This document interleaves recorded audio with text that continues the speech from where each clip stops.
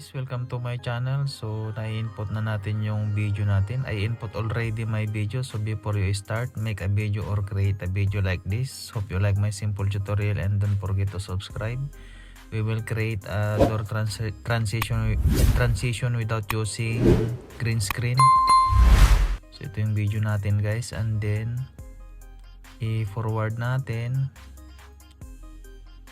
Pagka open natin konti, open a little, then so yan, then click overlay, then add overlay, input your video. So this is our video guys.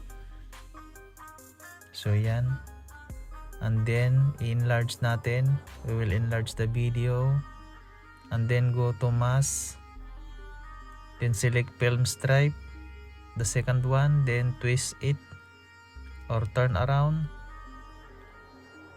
Yan, just follow the video guys, then ilagay natin dun sa may pintuan. Put the video in the door. So i-align natin guys doon, and then click keyframe, then adjust forward, then go to mask again, and then enlarge the video. So yan guys, isabay natin na pag-open ng pintuan. Yan, make sure na guys, dahan-dahan lang para maganda yung outcome. So ayan, kahit di na kayo gagamit ng green screen cloth, pwede na yan guys. Sundan nyo lang tong video natin. Just follow the video guys.